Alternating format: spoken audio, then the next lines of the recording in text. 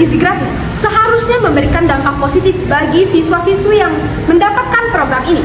Namun pada faktanya, banyak siswa-siswi yang justru malah sakit. Dan pada siang hari ini, saya bersama rekan saya akan mengupas tuntas kasus ini. Dan kami akan menjabarkan siapa yang bertanggung jawab dan siapa yang bersalah pada kasus ini. Baik, pada siang hari ini saya akan memperkenalkan para narasumber. Yang pertama ada Bapak Zulhas sebagai pihak pemerintah. Selamat siang Bapak Zulhas. Siang. Lalu yang berikutnya ada pakar pemerhati pangan yaitu Ibu Sri. Selamat siang Ibu Sri. Lalu yang berikutnya ada orang tua murid yaitu Ibu Irma. Selamat siang Ibu Irma. Lalu yang terakhir ada siswa yang terdampak langsung yaitu Saudari Nazwa. Selamat siang Saudari Nazwa. Terima kasih Bapak dan Ibu serta Saudari Nazwa sudah hadir di acara ini. Baik, seperti yang kini marak terjadi yaitu kasus keracunan MBG atau yang biasa disebut sebagai makanan bergizi gratis, ini malah memicu banyak korban jiwa.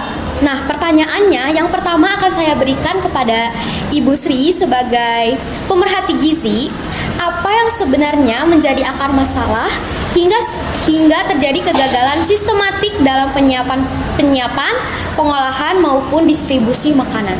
Ya, saya akan menjawab. Jadi saya kira di dalam kasus ini itu adanya kegagalan sistemik dalam penyiapan, pengolahan, dan bahkan pendistribusian makanan.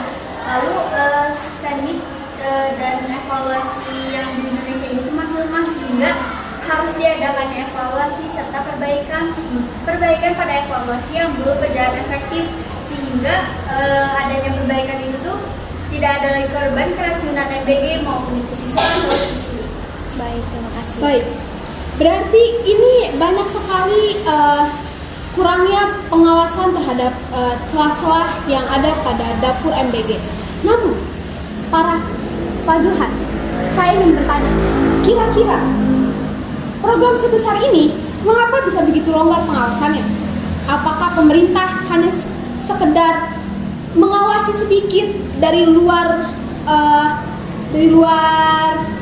dapur atau harus ke dalam? Ya, kita juga sebetulnya, saya sebagai perwakilan dari Badan Gizi Nasional BGN, ya kita juga pastinya kejadian ini bukanlah kejadian yang kita harapkan kan, adalah kejadian yang memang itu kami juga sebetulnya sudah melakukan evaluasi terhadap bagian-bagian yang menyiapkan MBG-MBG di berbagai daerah.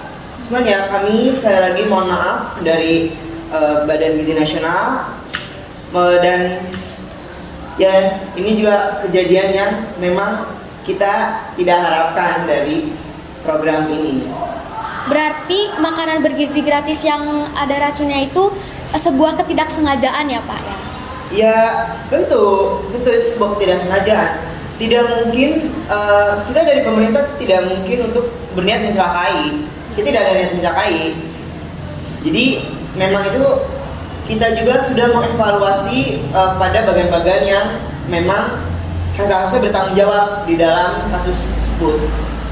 Baik, terima kasih Bapak Zulfas atas jawabannya. Lalu beralih kepada orang tua murid nih, Ibu, saya ingin bertanya, apakah kejadian buang air besar dan mual yang dialami banyak anak setelah mengonsumsi makanan bergizi gratis itu menunjukkan adanya masalah serius pada kualitas atau keamanan makanan yang didistribusikan? Baik, awalnya anak saya buang air besar terus-terusan dari tengah malam sampai subuh. Saya kira sudah luar biasa. Pas pagi-pagi saya buka grup WhatsApp sekolah, ternyata hampir semua anak yang makan MBG keadaannya sama, sakit perut dan mual-mual. Baik, dari yang saya dengar memang ini cukup memprihatinkan.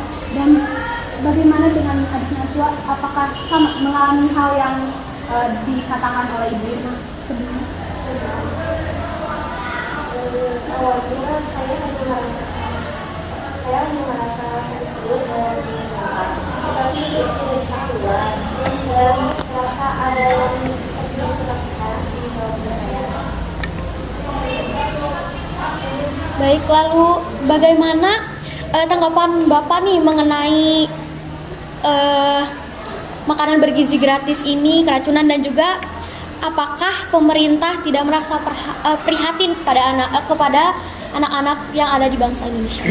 Kalimatnya memang agak menggiring opini ya. Cuman kami dari pihak pemerintah tentu sangat prihatin, bahkan kami juga sudah menghentikan sementara beberapa dapur-dapur MBG yang memang terindikasi memiliki masalah dalam higienitas, yang pastinya kami juga harus menerbitkan SLHS, yaitu adalah standar kelayakan dan kesehatan untuk dapur MBG yang pasti higienis. Jadi tentu kami dari pihak pemerintah sangat prihatin atas kejadian ini.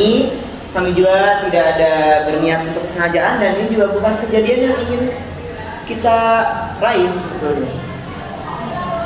Baik, berarti sudah ada tanggapan-tanggapan dari pihak pemerintah, dan juga memang persoalan ini cukup berat ya untuk dibahas. Dan untungnya pemerintah dengan sigap langsung memberikan tindakan yang langsung diajukan seperti surat SLHS itu. Betul. Baik. Dan memang sepertinya kita tidak butuh janji-janji yang palsu ya, dan kita mendapatkan janji itu meskipun masih proses. Karena urusan perut adalah urusan hidup, dan hidup yang sehat adalah hak setiap warga. Pertanyaannya, apakah negara hadir tepat waktu atau lagi-lagi baru sibuk ketika ada korban jiwa? Saya Christine. Dan saya Octaviana. Kami pamit undur diri. Sampai jumpa.